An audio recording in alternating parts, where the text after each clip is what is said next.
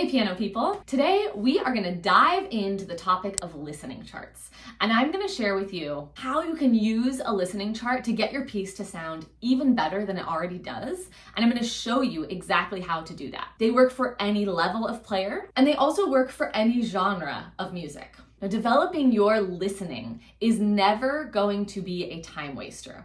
Listening is one of the most underutilized tools when it comes to playing the piano. Because if you don't know how to listen carefully and to listen with a practiced ear, it's going to be much harder for you to hear what's going wrong in your practice and also what's going right. The whole entire point of a listening chart is to listen to at least 3 recordings of the piece that you're working on. And when you listen, you're going to be listening for very specific things each time that you listen through the piece. And you're actually going to take notes and you're going to write those things down so that by the time you're done with this exercise, you are going to have 3 charts for 3 separate performances of the piece that you're working on. And those charts are going to have notes about very specific things that will help you make decisions in how you're going to play your piece. So let's dive into how to make a listening chart to help you learn more deeply about your piece so that you can play it even better. So for the sake of this tutorial, I'm going to use the example of Foreign Lands and People by Schumann. It's the first piece from Schumann's set Scenes from Childhood, Opus 15. This is number 1. Now, the very first thing that you want to do when you're going to make a listening chart is you want to take your piece and separate it into sections, because this is going to help you when you go to do the listening.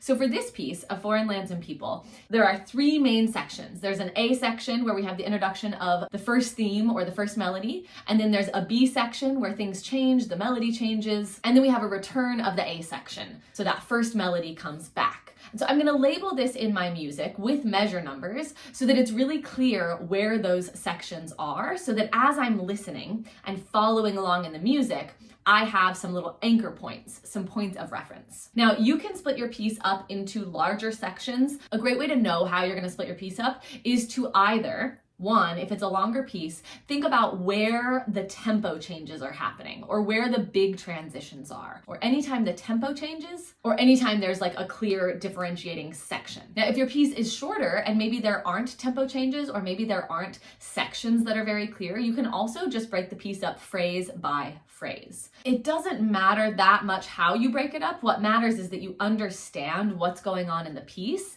and that you can follow along with it when you listen to a recording. So on my pieces of paper, to be ready so that I'm not scrambling to write while I'm listening, I like to go ahead and write out those sections. So I would take my first piece of paper and I would write out A, and then halfway down the page, I'd write down B, and then I'd write down A again. And that way I have a little template to follow, and I have my paper organized so that I know where I'm gonna jot down my notes. And I'm going to do that for each of the 3 pages because I'm going to listen to 3 separate performances. So once I have that prep work done, I've got my piece labeled, I have my pieces of paper labeled, then I'm going to find 3 recordings of the piece.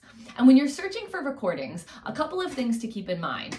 First of all, you want to make sure that you're finding recordings that are done by professional pianists, or really high quality recordings where you know the accuracy is there. We're going to listen through the recording, and you might do this a couple times with each recording because we're going to take notes on very specific things. The first thing that I like to take notes on is the tempo. So I actually get out my metronome and start to, move the little dial up and down until you find the tempo. Write down the BPM for each section. Now this in and of itself can be a little bit challenging if you've never done this. So it might take you a few listens before you can actually get a clear sense of the tempo.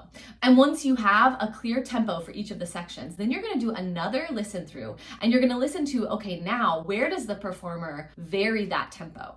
So at the ends of the phrases, is the performer doing little ritardandos, little slowdowns? Or is there any part of the music that has like a fermata in it where the performer is taking a big long pause? Anything like that, and you're gonna jot that down. You can write down specifically in measure numbers where the ritardando starts and where the ritardando ends, and where the performer returns to the original tempo. Just through this simple exercise of finding the tempo and finding all the points in the music where the performer is doing ritardandos, you are going to gain a lot of knowledge and you're going to know your piece on a deeper level because you now have a very clear idea of exactly what's going on with the tempo. Now, after you've done this for the 3 separate recordings, you'll notice that there might be a lot of variation too. And this is where it gets really wild because sometimes we think that our piece just needs to be fast. Let's say you're practicing like the 3rd movement of the Moonlight Sonata and you know that it's just supposed to go fast. But once you do this listening chart, you're going to notice that with 3 different performers, there's actually quite a variation in tempo and in how tempo markings are interpreted between performers. And that's not only fascinating, but it's really helpful for the learning process because you start to see that you have a say in the tempo of a piece. Because even if there's a clear tempo marking, even if the composer put a metronome marking in there, you're still going to hear variation among the different performers when it comes to interpreting that tempo. So after you listen for tempo, you're gonna take that chart and you're gonna listen again. And this time through, you're gonna listen for the dynamics. So you're gonna write down what the performer is doing with the dynamics in each of the sections. So maybe the A section is overall pretty quiet, but they do a crescendo in measure 4 and a decrescendo in measure 8. You're gonna be really specific here about the overall dynamic of the section or of the phrase, but also about where the performer is crescendoing and where they're decrescendoing. You're gonna do that for all 3 recordings. And just like with the tempo, you're gonna have such a deeper sense of what the musicality of this piece is, of what that dynamic expression is. Now, you can also jot down as you're doing this listening chart if you like what the performer is doing or if you don't like it. Because part of what we're doing with this listening chart is we're using what we're hearing to inform our own choices about our own artistic interpretation. And so it's actually a really great thing. If you hear something and you think, ooh, I like that, put a star next to it so that you remember to put it into your version of the piece. Or if you're listening and you think to yourself, I really don't like what this performer did, take note of that too, so that you don't accidentally put that into your interpretation. Do this listening exercise throughout the learning process. So later you can come back to it and listen for other things. Or after you've listened for tempo and dynamics, if you still want to get to know that piece better, you can listen for things like pedaling. So what is the performer doing with the pedaling? Where are they pedaling? If you have a recording where you can actually see, that can be helpful, but otherwise you really have to use those listening skills. What kinds of articulation are they doing?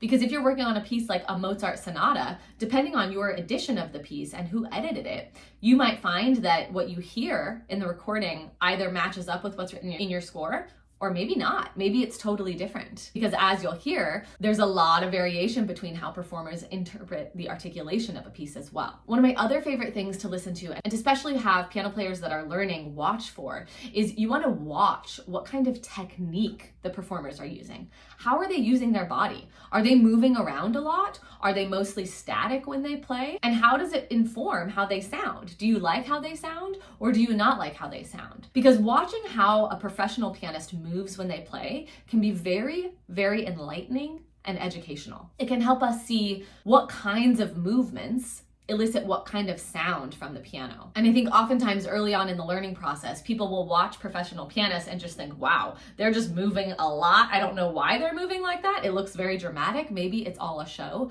but it's not. The way that professional pianists move is always having to do with either them feeling the music, and often it is largely to do with how they are trying to get the correct sound out of the piano. So if you see a pianist doing big arm movements like this, chances are it's very necessary to the sound that they are getting out of the piano.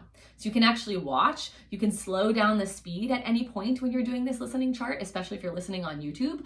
Slow it down to half speed and watch what kind of movements they're doing, and listen at a slower tempo if you need to, if it's going too fast for you to hear all the details. And if you found this tutorial to be helpful, go ahead and give it a thumbs up and share it on social media. Not only will it help other people have access to this valuable information that can help them play more beautifully, but it would also really help me out. And thank you so much to those of you that regularly are here on the channel, watching videos, improving your piano playing, and commenting on the tutorials. I love getting to know you better. And a place where it's even a little bit easier to do that is inside my free Facebook community. And if you're not already in there, go ahead and head on over. There are free challenges, free workshops. We have a ton of stuff going on in that free community. It's truly supportive and encouraging and incredible. Now, if you want to develop the skill of active listening even a little bit more, I'm going to go ahead and link to a video that I did about a year ago on the topic that will teach you how to listen with an even more active ear and how to cultivate that skill of active listening. And you can go ahead and check that video out right here.